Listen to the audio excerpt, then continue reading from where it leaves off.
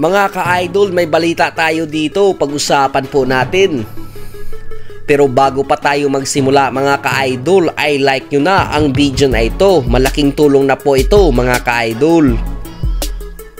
Upang maging capital po ang inyong like sa channel na po ito mga ka-idol.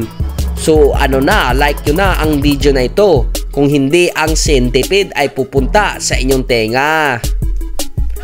At ito na po mga ka-idol, Keith One Time Thurman ay magbabalik sa ring for the first time ng 2 taon pagkatapos na binasted ni Terence Crawford ang kanyang paghamon na maglaban. Pagkatapos ito, nanalo kay Barrios ng unanimous decision. Ang malalaban ni One Time Keith Thurman ay si Tim Tszyu na isa itong Australian boxer na may belt na WBO sa light middleweight. May record ito na 24 wins with 17 knockouts at walang talo na may knockout percentage rate na 70.83%.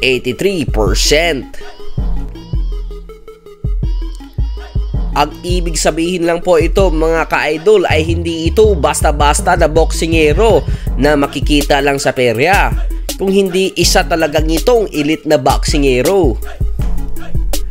Dahil may knockout percentage rate na 70.83%, na ibig sabihin lang po ito, posible ang kanyang maaaway ay may 70.83% na tsansa na matutulog sa ring.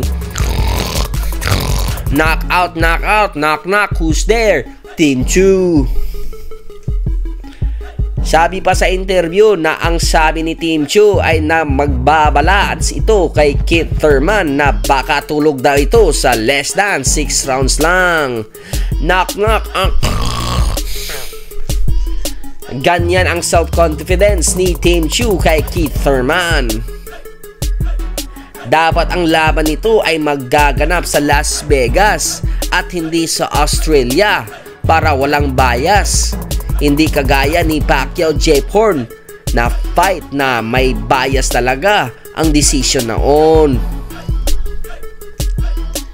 Si Keith One Time Thurman naman ay isa itong former Unified World Champion sa welterweight division na may record ito na 30 wins and 22 knockouts.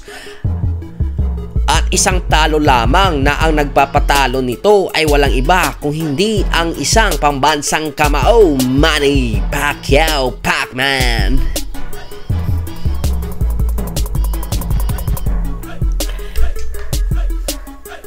Sa mga laban ni One Time Keith Thurman, natalo niya si Mario Barrios, Jose Luto Lopez, Danny Garcia, Sean Porter, na ito ang mga bigatin ng mga kalaban na nanalo si One Time Keith Thurman.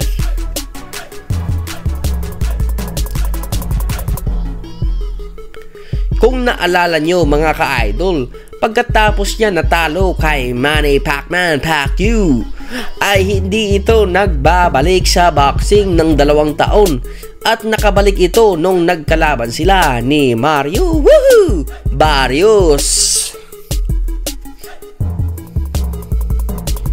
Si One Time Keith Thurman ay may edad ito na 35 years old. Sa inyong palagay mga ka-idol, may lakas pa ba si One Time Keith Thurman at kaya pa ba ito makatomba kay Tim Tszyu? O baka mapunta na ito sa retirement home ni One Time Keith Thurman pagkatapos ng laban? Comment lang down below kung anong tingin nyo dito mga ka-idol.